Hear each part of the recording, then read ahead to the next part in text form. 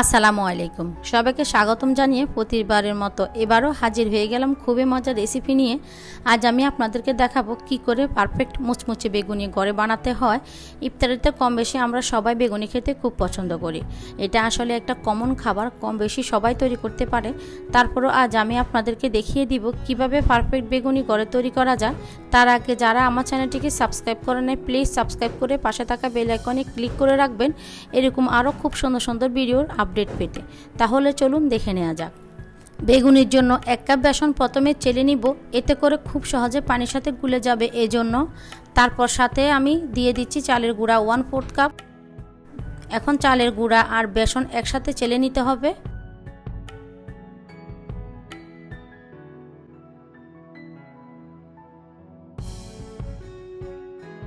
চেলে নেওয়া হয়ে গেলে এখন আমি দুটোকে একসাথে মিক্স করে নিচ্ছি।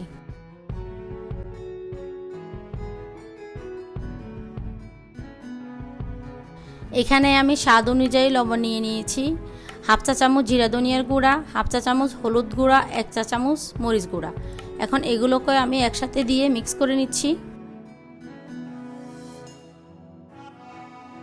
মিক্স করা হয়ে গেলে এখন আমি অল্প অল্প পানি দিয়ে একটা সুন্দর পারফেক্ট ডো তৈরি করে নিব। একসাথে অনেকগুলো পানি দিতে যাবেন না, অল্প অল্প পানি দিয়ে কিন্তু ডোটা তৈরি করে নিতে হবে।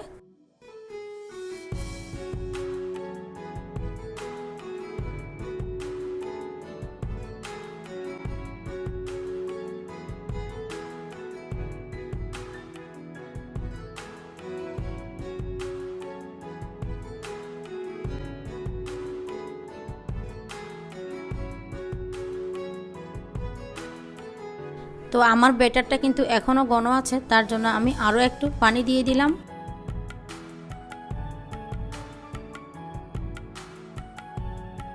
তো সব কিছু মিক্স করা হয়ে গিয়েছে।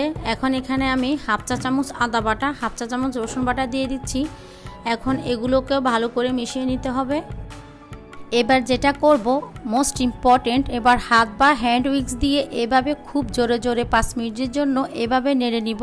এতে করে বেগুনিটা ফুলতে সাহায্য করবে আর অনেক ক্রিস্পি হবে। তো দেখুন এরকম একটা সুন্দর স্মুথ ব্যাটার তৈরি করে নিতে হবে। তো ব্যাটারটাকে 10 মিনিট রেস্টে রেখে দিয়ে বাজার ঠিক আগ মুহূর্তে আমি 1 চা চামচ বেকিং পাউডার আর 1 টেবিল চামচ গরম তেল দিয়ে দিচ্ছি। এবার এগুলোকে মিক্স করে ভালো করে ব্যাটারটাকে আবারও 3 মিনিটের মতো নেড়ে নিতে হবে। তো দেখুন ব্যাটারটা আমার তৈরি হয়ে গিয়েছে আর ব্যাটারের কনসিস্টেন্সিটা ঠিক এরকমই হবে। এবার ব্যাটারের মাঝে যখন একটা আঙ্গুল ডিপ করব, আঙ্গুলটা কোট হয়ে গিয়েছে, তার মানে ব্যাটারটা পারফেক্ট হয়েছে। এবার বেগুনগুলো কেটে পানি দিয়ে ধুয়ে নেব। আর বেগুনগুলো বেশি পাতলাও হবে না আর বেশি মোটাও হবে না, মোটামুটি একটা মাঝারি সাইজের হবে। এখন ধুয়ে নিচ্ছি।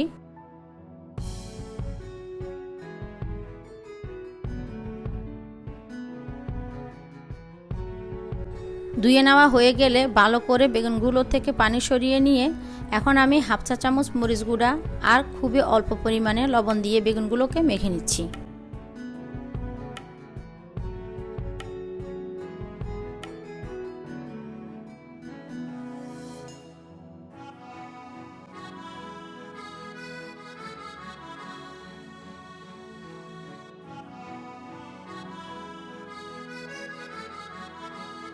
এবার বেগুনিগুলোকে ব্যাটারের মধ্যে ডুবিয়ে তেলে ভেজে নিতে হবে।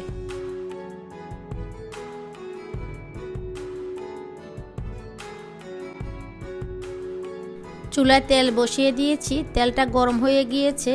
তেলটা মিডিয়াম হিটে রেখে আমি বেগুনিগুলো ভেজে নিচ্ছি।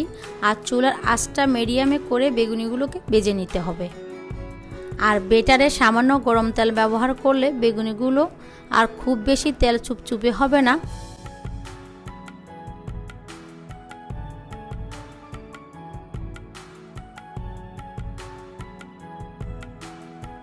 তো এভাবে উল্টিয়ে পাল্টিয়ে মোটামুটি 3 থেকে 4 মিনিট বেগুনিগুলোকে ভেজে গোল্ডেন ব্রাউন করে ভেজে তুলে নিতে হবে।